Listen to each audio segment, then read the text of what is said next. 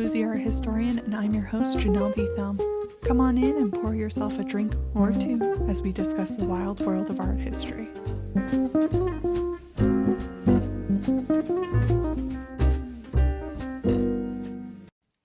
Hello, I'm your host, Janelle, and today I'm talking about the sumptuous interiors and art we saw in Bridgerton Season 1 in preparation for Season 2 coming out March 25th, 2022. To be perfectly frank with you all, I have many thoughts and feelings about Bridgerton, and I'm going to do my best to rein it in, but even me reining it in results in a two-part episode. If you all would like to hear more of my ramblings, please tweet me or DM me on Instagram, and I might put together an Instagram live series as Season 2 is released where you all can ask me questions and listen to my mad ramblings about the show. Also, please stop listening now if you want to avoid any Season 1 spoilers. I mean, it's been a year since the release, so well done you if you've made it this far without any spoilers. Now, just to touch on the webpage associated with this episode, I want to make sure you all know that you can view all of the images and resources I discuss in this episode on my website, www.boozyarthistorian.com. On my website, you will find all kinds of goodies, specifically web pages dedicated to each podcast episode I produce. Just click on the link to the episode you want to view on the website's homepage, and you'll find that episode's audio, a transcript of the audio, and accompanying resources and images. Right, now that I've done all the housekeeping, let's get into the good stuff. In part 1, I'm going to set the stage, if you will, and discuss terms we hear in the show, characters in the show that I think are of historical importance, and of course, the sumptuous scenery we see in Season 1. In part 2, I'll be discussing additional film locations and artworks that I wasn't able to get into in this episode, such as the Bridgerton and Featherington residences, as well as other gorgeous filming locations. With all of that being said, I think understanding what is happening historically during this time period really gives the show an extra layer of engagement, and I hope you all find it as interesting as I do. Two terms I think worth noting are the ton and diamond of the first water. The term ton refers to London society during the Georgian Era, specifically the elite society of London. The term ton comes from the French term le bon ton, which translates roughly to good manners or good etiquette. So one would assume to have good manners or etiquette, one would have to have training for it, which was something the elite members of society would have had access to. Now, the diamond of the first water is actually a technical term used by jewelers. The brilliance of a diamond is referred to as the water, and the first water means the diamond is of exceptional brilliance. So for Daphne Bridgerton to be called a diamond of the first water means she is beyond exemplary. Something I don't consider to be a term, but something worth explaining in the terms portion, is titles. We all know Daphne Bridgerton's brother is referred to throughout the show as the Viscount Bridgerton, but what does that title mean exactly? What are the titles or peerages as we see in the show's time? To be perfectly honest, I'm obviously American, so to try and wrap my head around the complicated world of titles was difficult, so I've done the best I can to give you a quick summation of them. There are absolutely exceptions to the guide I'm about to give you, but for the most part, it's pretty safe breakdown. You can see the image I've put together in image 1 of all the rankings of peerages. First, we have at the very top of the social food chain, the king and queen. These are the monarchs of the country, and below the monarchs, we have the prince and princess. These are the heirs to the throne. Below them, we have the duke and duchess, which is Simon and Daphne. And dukes and duchesses tend to be of royal descent, but not in direct line to inherit the crown. Below the duke and duchess, we have the marquess and marchioness. I'm not entirely sure what their relationship is to the king and queen, but they are one step above earl and countess, which is a title sometimes given to the duke's children. For example, Simon was an earl until his father passed away, and he inherited the title of Duke of Hastings. Below the earl and countess, we have the viscount and viscountess, which is what Anthony Bridgerton is. And we see at Daphne's debutante event, Violet Bridgerton is referred to as the Dowager Viscountess. A dowager is basically a widow with a title derived from her late husband. So, because Anthony's father was the Viscount Bridgerton, when he passed away, Violet became the Dowager Viscountess, and Anthony inherited his father's Viscount title. Again, these titles are complicated.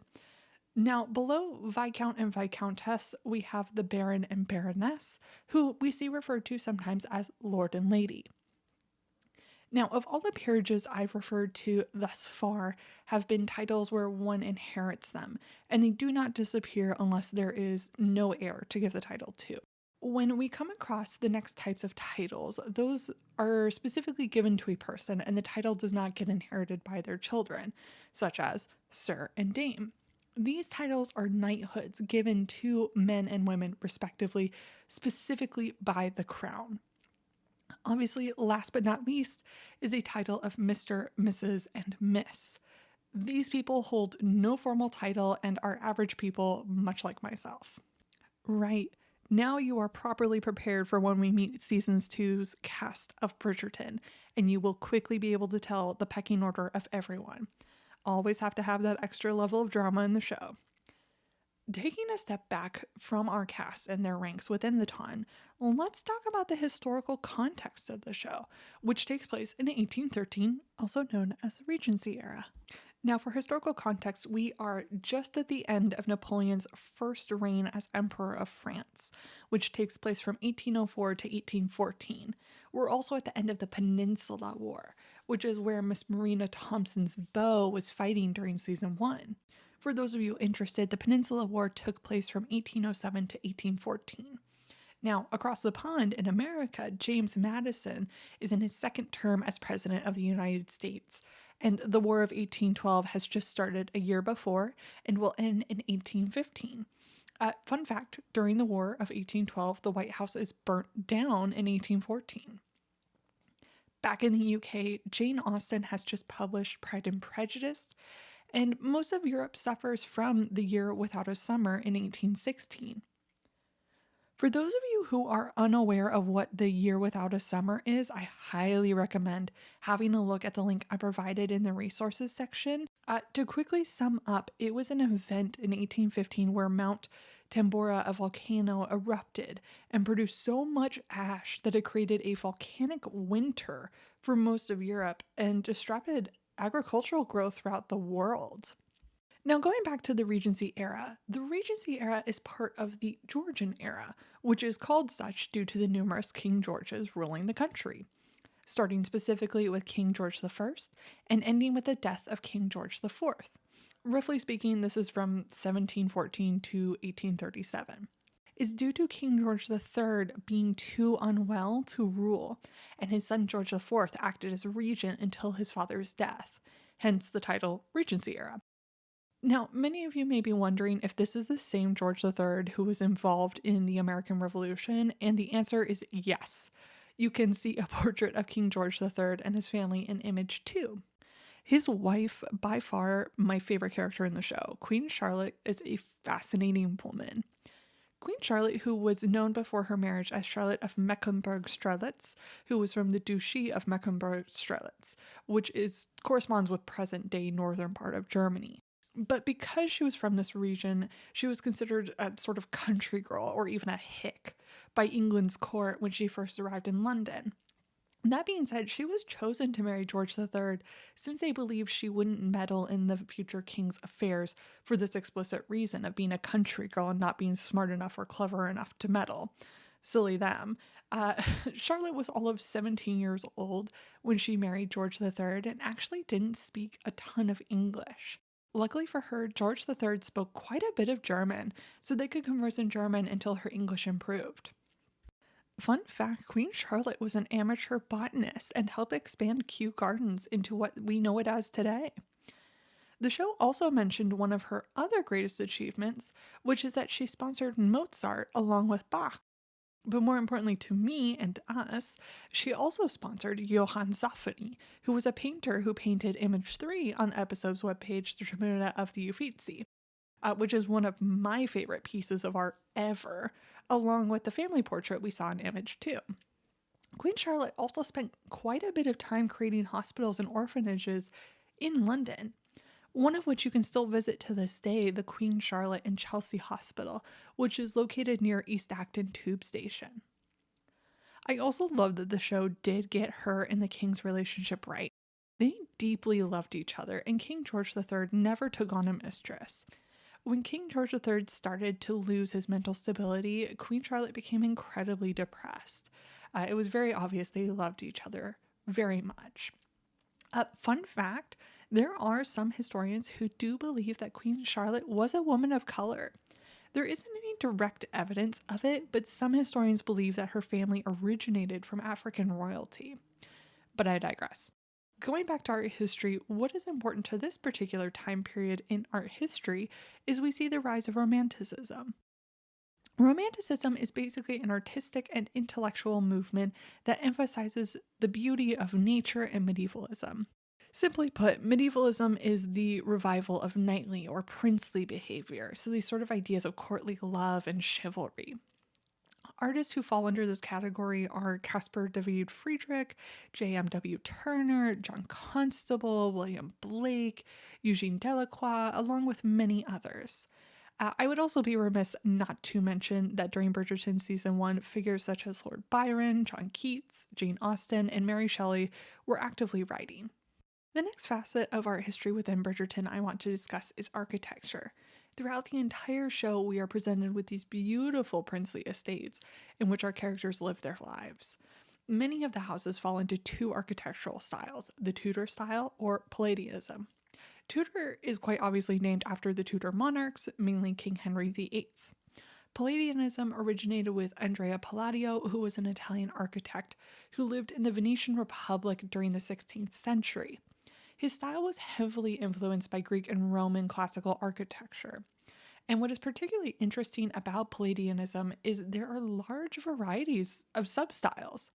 Basically, every region of Europe and America has their own take on Palladianism, and across a variety of decades and centuries. It was particularly in vogue in England during the 18th century, and we even see Thomas Jefferson utilize Palladianism in his creation of Monticello. One of my personal favorite English examples of Palladianism is Stourhead, which is an estate built by Henry Hoare and houses his incredible art collection and gardens. Some of you may recognize this estate based on its famous folly, Temple of the Apollo. This is where Mr. Darcy proposes to Elizabeth for the first time in the 2005 version of Pride and Prejudice. You can see an etching of the building's facade in image 4. Like I said, classic Palladianism. Quick note, during the time around Bridgerton, we see a rise in gardens and how they are managed. Many times, owners of large estates would add little bits of architecture out in the gardens to entertain their guests who strolled along. They were just for decoration, and even though they looked like houses or real buildings, they weren't.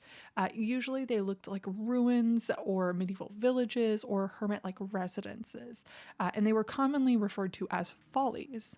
If you are particularly interested in the horticulture of the Georgian or Regency era, I would highly recommend checking out the Georgian group. They're a group of academics that specialize in this time period, and they are wonderful.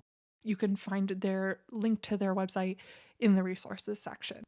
For those of you viewing the webpage associated with this episode, you'll see I've created a map with some major filming locations marked on it in image 5. As you can see, we rarely actually have any of the locations based in London, mostly because the parts of London that would have looked like London during the Georgian era no longer exist. Instead, one must pop over to Bath for that. Now, for those of you who don't know Bath, it's a city outside of London. It takes approximately 2 hours by car or a little less than that by train to get there from London city centre. Bath is now popular for its lovely shops and pubs, hen do's, stag do's, and spas, which were as popular today as they were historically. Bath was an incredibly fashionable place during the Georgian era, and it was frequented by London's ton. Bath had an ancient history that goes all the way back to the Roman invasion of England. The Romans who resided in Bath built beautiful spas around the natural hot springs found in the region.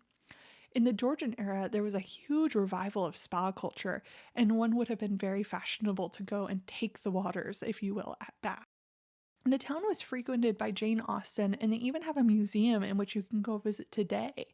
You can also still visit the Roman baths to this day. It's been turned into a fun little museum.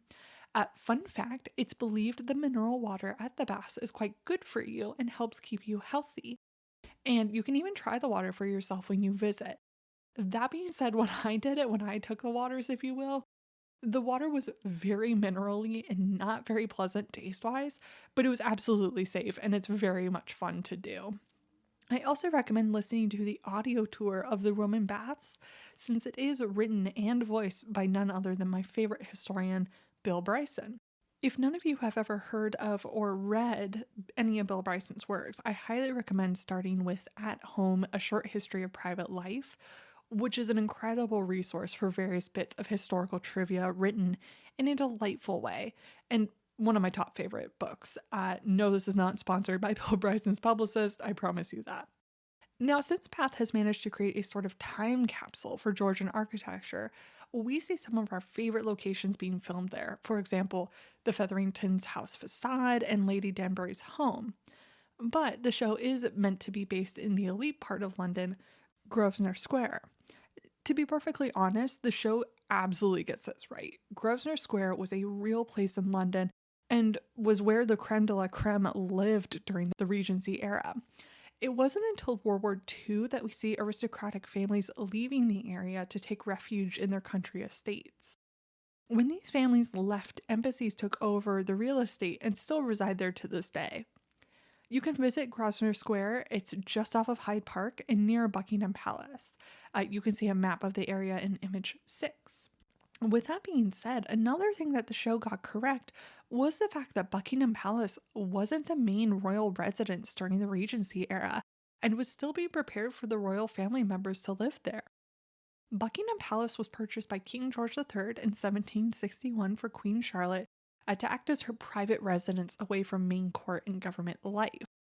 John Nash was one of the main architects, and his other most notable work is the Royal Pavilion in Brighton, which was commissioned by her son, King George IV. And it's hard to say when Buckingham Palace was truly completed, since every royal who has lived in the estate has made some kind of renovation to the building.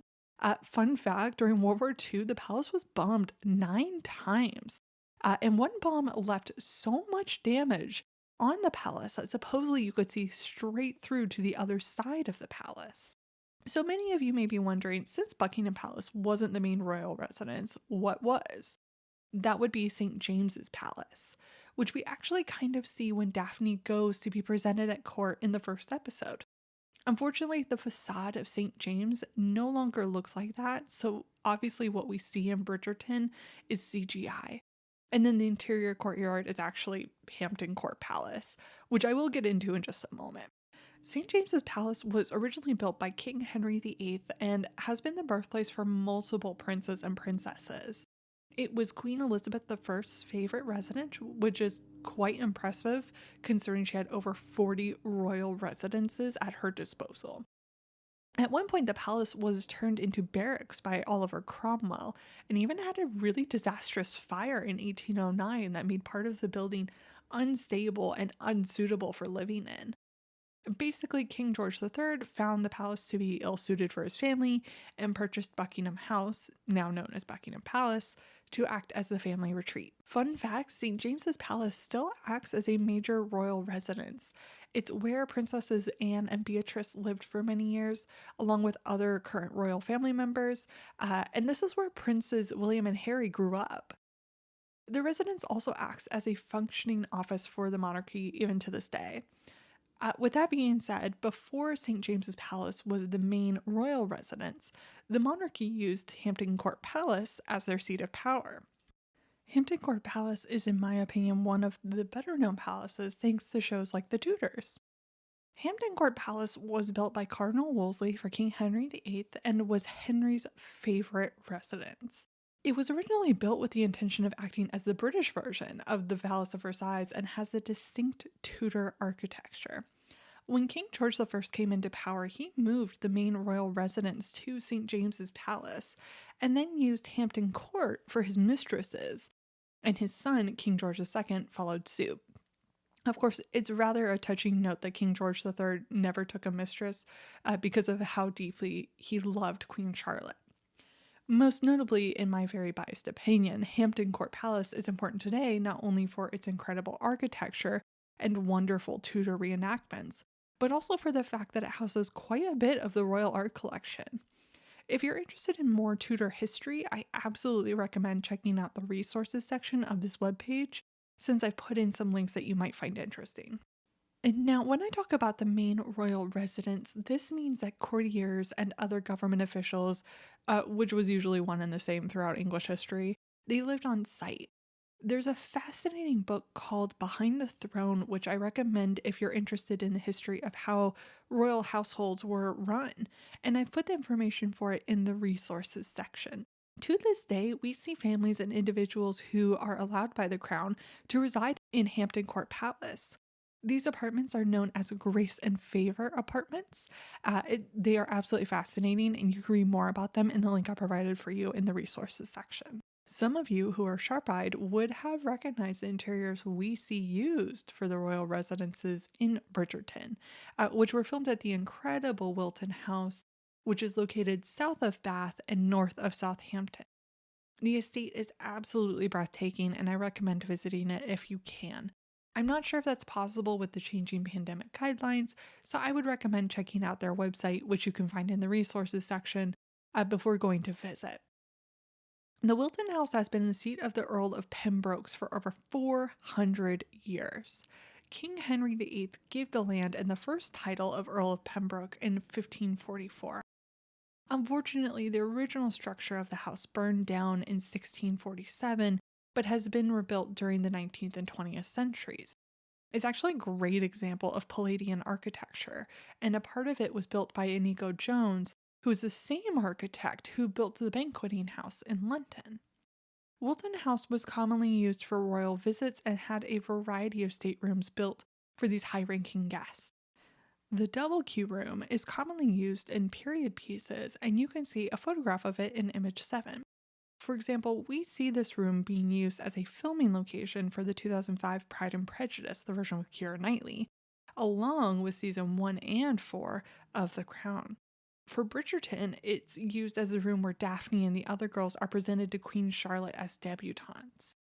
But what I want to point out is the massive portrait we see behind Queen Charlotte in the famous Diamond of the First Water scene, which is the famous Van Dyck portrait of Philip Herbert, the 4th Earl of Pembroke, and his family. You can see this work in image 8. The 4th Earl of Pembroke, Philip Herbert, lived from 1584 to 1650 and was a nobleman, courtier, and politician. He was also a favorite of King James I and King Charles I. For our historians, we know him as the patron to Van Dyck and the arts in general. This painting is classic Van Dyck, with its wonderful details in the clothing that make it, you just want to reach out and touch the woman in front's gray dress. I myself am a huge fan of the little cherubs which fly above the family on these little storm clouds. For those of you who are not familiar with Van Dyck, he was a Flemish Baroque artist who was the son of a wealthy Antwerp silk merchant. He also worked in Peter Paul Rubens' studio for a while. In 1632, Van Dyck was invited to the English court by King Charles I of England. Van Dyck was the court painter in England during his time there. He painted all the who's who's of English court, and his style influenced English portrait painting for over 150 years. Fun fact, you can visit his grave at St. Paul's Cathedral in London. A great way to recognize his work is by the telltale Van Dyck beard, which is what we see the Earl sporting in this particular painting. I personally recognize his works based on the fabrics. They tend to be these really stunning blues and oranges and wonderfully silky looking. Again, the fabrics are so sumptuous, and I usually find myself desperately trying not to touch the artwork to reach out and touch the fabric. Another painting I want to mention is the Diego Velázquez painting we see behind Queen Charlotte when she's reading Lady Whistledown's latest publishing, also in one of the queue rooms at Wilton House. Some of you may recognize the name Diego Velázquez from the famous painting Las Meninas, which you can see in image 9. For those of you who listened to my second podcast episode, you will recognize this work from when I discussed it then. For those of you who are not familiar with Velázquez, he lived from 1599 to 1660 and was a Spanish court painter for King Philip IV. Velázquez is easily recognizable from his tenebrous style, which Joseph Wright of Derby implements in his works as well. For those of you who are unfamiliar with the term, tenebrism comes from the Italian word tenebroso, which in English means dark, gloomy, or mysterious.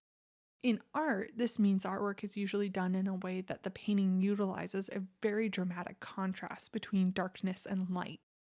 It's basically a more dramatic version of the chiaroscuro style we see in Caravaggio's works. This particular portrait we see behind Queen Charlotte is of Juan de Pareja, who was a fascinating man. You can see the work in image 10. To give you a quick summary, Juan de Pareja was a Spanish painter who was born into slavery in Antequera, Spain. He worked in Diego Velázquez's studio, and Velázquez was the one who freed him in 1605. I mean, the fact that de Pareja was a slave to begin with is an issue, but that's going to be me getting off topic. As an art historian, what I find particularly interesting is Bridgerton's set decorator and production designer utilizing another image from the Metropolitan Museum of Art based in New York. Of course, in my opinion, I like it a lot since I feel this particular piece is well suited for where they've placed it. Considering the thought that the Queen Charlotte may have been a woman of color, and we see how color is addressed by Lady Danbury and the Duke of Hastings in the scene where the Duke says a love match isn't enough of a reason to marry Daphne. So to see this discussion of color and slavery being utilized within this world, I think is very fascinating and well done. But I digress. Let's get back on track and discuss the last film location that I would like to discuss in this episode, which is Somerset House. Many of you may remember this as the gallery where Benedict Bridgerton has a horrible foot and mouth moment where he makes fun of a painting accidentally in front of the artist who painted it. Now, in image 11, you will see that Bridgerton did a wonderful job of recreating what Somerset House would have looked like during the Regency era. Originally, Somerset House had been built as a Tudor palace belonging to the Duke of Somerset, hence how we get the name. It originally had been purchased as a residence for Queen Charlotte and the princes and princesses when King George III passed and his son officially took over St. James's Palace. But Somerset House was made into a lesser residence once Buckingham House was purchased. Somerset House was renovated by Queen Charlotte in the Palladian style and turned the north wing into a space for the Royal Academy to reside. The Royal Academy officially opened as a public art gallery in 1779, and many of London's population flocked to see the art. Now, two things that specifically pertain to the show. One, when Benedict Bridgerton refers to the painting as being skied, he's actually using a real term. What skied mean is basically when a painting is not very good or in poor taste, an institution would put it at the very tippy top of a display wall so people couldn't see it as well. You can actually see this happening in image 11 where there's some paintings all the way up near the ceiling windows. Now, two, the other thing I wanted to discuss is how irked I was by the painting that Daphne and Simon stand in front of in Somerset House. It's the painting that Simon's mother, the Duchess of Hastings, had purchased. Now, I could not find this painting anywhere, so if anyone knows what it is, please reach out to me and let me know who painted it. Until then, my best educated guess is that the work is meant to be done in the style of Claude Lorraine. You can see an example of his work in image 12. As you can see, the styles are very similar with these gorgeous trees and beautiful sunlight. Claude Lorraine was a French painter and etcher who worked in the Baroque style. Interestingly, in reference to the show, Lorraine was incredibly sought after by the English collectors after his death. So it seems a rather fitting painting that the former Duchess of Hastings would have owned. Currently, Somerset House holds the Courtauld Institute of Art and the Courtauld Gallery, which for those of you who love Impressionist paintings, I highly recommend checking out their collection. Now, it's important to note the difference between the Royal Academy and the Courtauld Institute of Art. The Royal Academy, which originally resided in Somerset House, was founded in 1768 by Sir William Chambers and others, and the group were able to use Chambers' influence on King George III to gain funds to start the Academy. Fun fact, the first president of the Academy was Sir Joshua Reynolds, who I will be talking about in the next episode. The Courtauld Institute of Art is a part of the University of London and is a college that specializes in the study of the history of art and conservation. It was originally founded in the 1770s and resided in Home House. It was moved into the large part of Somerset House later on, and the Royal Academy actually moved further down in 1868 to the Burlington House, which is a brisk 10-minute walk down the street from Somerset House. I do seriously recommend visiting both locations should you find yourself in London in the future. Now, I realize I've covered quite a bit and should leave it here before I go off on 1,000 other tangents. Like I mentioned earlier, I was not able to get this all into one episode, so stay tuned for my next episode, which is part 2, where I'll be discussing additional film locations such as Bridgerton and Featherington residences. With that being said, I hope you all found this episode incredibly helpful in getting a better idea of how intricate and fascinating the show is beyond the script and the eye candy. Not that I'm complaining about either, but my bias for art history is rather obvious. As always, should you have any questions, comments, or thoughts, you are welcome to DM me on Instagram at boozyarthistorian. You can also find fun drink recipes on my TikTok account under the same title at boozyarthistorian. You can find fun art history facts on my more sober account at The Curious Art Historian. If you liked this episode or any of my work, please consider donating so I can keep all of my episodes ad-free. You can find me on Buy Me a Coffee under Boozy Art Historian.